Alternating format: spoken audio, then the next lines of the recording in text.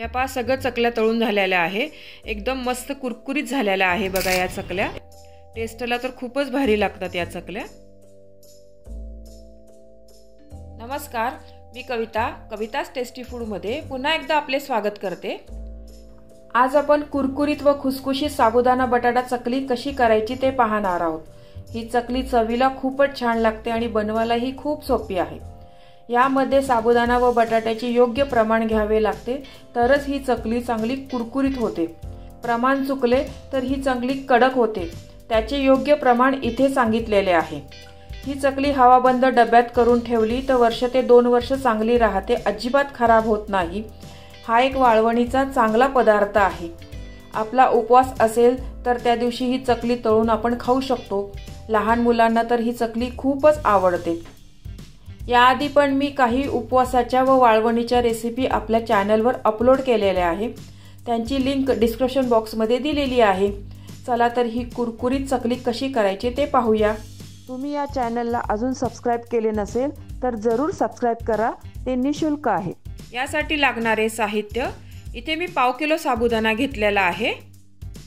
या वाटीने मोजून घेतलेला आहे। ही माझी पाव किलोची वाटी आहे। हा साबुदाणा आधी 2 पाण्याने स्वच्छ धुवून घेतलेला आहे आणि रात्रभर पाण्यात भिजत घातलेला आहे। साबुदाणा बघा किती छान मऊ भिजलेला आहे। असाच भिजलेला साबुदाणा घ्या। यासाठी मी अर्धा किलो बटाटे घेतलेले आहे, मिरचीचा ठेचा, जिरे आणि सेंधव मीठ। बटाटे व्यवस्थित मी किसणीने किसून घेणार आहे, म्हणजे बटाट्याच्या काही गाठी राहणार नाही आपल्या आणि साच्यातनं ना चकली चांगली पडेल। याचप्रमाणे सर्व बटाटे मी किसून घेते। सर्व बटाटे मी किसून घेतलेले आहे। यामध्ये मी आता साबुदाणा घालते। साबुदाणा किती छान मऊ भिजलेला आहे बघा, असाच साबुदाणा भिजलेला घ्या तुम्ही।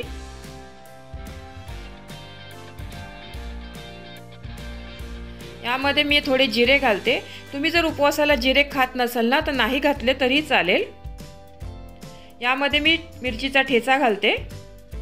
तुम्हाला जर हिरवी मिरची नको असेल तर तुम्ही लाल मिरची पावडर पण घालू शकतात किंवा लाल सुकलेल्या मिरच्या मिक्सरमध्ये क्रश करून घातल्या तरी चालेल।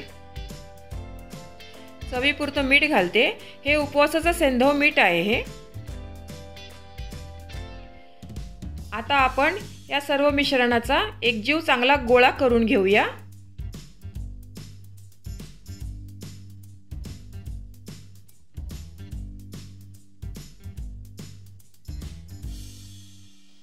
तुम्ही अजून या चॅनलला सबस्क्राइब केले नसेल तर सबस्क्राइब बटनला क्लिक करा आणि बेल आयकॉनला प्रेस करायला विसरू नका, जेणेकरून नवीन रेसिपीचे नोटिफिकेशन तुम्हाला येतील। तुमच्याकडे जर प्लास्टिकचा मेनकापड असेल तर तुम्ही त्याच्यावर घाला, नाहीतर हे असं पोतं पण घेतलं तर चालते। हे गव्हा तांदळाचं पोतं आहे, हे स्वच्छ धुवून घेतलेलं आहे मी। याच्यावर पण आपल्या चकल्या कुरड्यांना छान घालता येतात आपल्याला। इथे हा चकलीचा साचा घेतलेला आहे मी।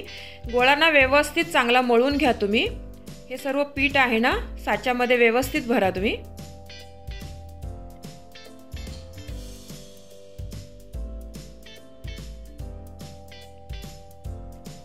साचा व्यवस्थित लावून घ्या तुम्ही। याच्या आपण आता चकल्या पाडूया। चकल्या छान आपल्या गोल गोल मस्त पडतात ह्या। याच पद्धतीने मी सर्व चकल्या अशा पाडून घेणार आहे।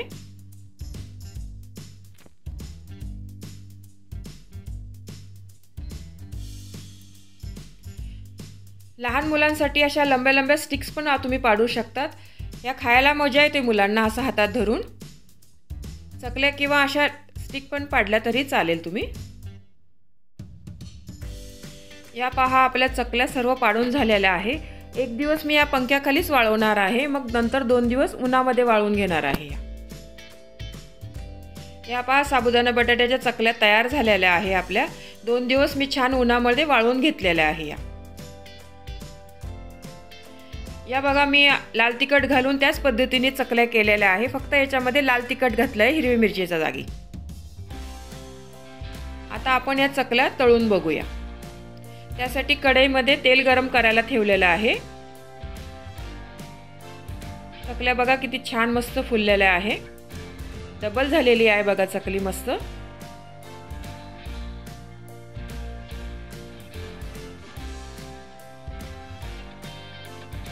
मस्त चकल्या फुलायला लागल्या बघा आपल्या. ज्या स्टिक बनवल्या होत्या ना आपण, त्या पण तळून दाखवते तुम्हाला मी. या अशा स्टिक्स ना लहान मुलांसाठी हातात धरून खायला खूपच छान आहे या. त्या पण मस्त फुलल्या आहे बघा स्टिक पण. या लाल तिखटाच्या पण चकल्या तुम्हाला तळून दाखवते. या चकल्या पण खूपच छान लागतात. हिरवी मिरचीची एक वेगळी टेस्ट लागते आणि लाल तिखटाची पण एक वेगळी टेस्ट लागते. त्या पण चकल्या मस्त फुलल्या आहे बघा आपल्या. या पहा सगळं चकल्या तळून झालेल्या आहे. एकदम मस्त कुरकुरीत झालेल्या आहे बघा या चकल्या. टेस्टला तर खूपच भारी लागतात या चकल्या. स्टिक पण एक तोडून दाखवते बघा तुम्हाला. एकदम कुरकुरीत झालेली आहे. आतमधनं एकदम खस्ता झालेली आहे ही. माझ्या या पद्धतीने चकल्या तुम्ही नक्की करून बघा. हवाबंद डब्यात ठेवल्या तर या चकल्या वर्षभर चांगल्या राहतात. तुम्हाला ही रेसिपी आवडली असेल तर तुमच्या मित्रमैत्रिणी आणि नातेवाईकांबरोबर शेअर करा. व्हिडिओला लाईक करा व चॅनलला सबस्क्राईब करा. रेसिपीला कमेंट्स करा. तुमच्या कमेंट्स वाचायला मला फार आवडतात. तुमच्या लाईक्स आणि कमेंट्समुळे माझा उत्साह वाढतो आणि नवनवीन व्हिडिओ बनवण्यासाठी प्रोत्साहन मिळते. त्याचबरोबर तुम्ही मला फेसबुक, इंस्टाग्राम आणि पिनइंटरेस्टवर देखील फॉलो करू शकतात. त्यांची लिंक डिस्क्रिप्शन बॉक्समध्ये दिलेली आहे. तुम्ही ही रेसिपी कोणत्या गावातून पाहताय तेही सांगा. तर पुन्हा भेटूया एका नवीन रेसिपीसह. तोपर्यंत मस्त खा, काळजी घ्या. धन्यवाद.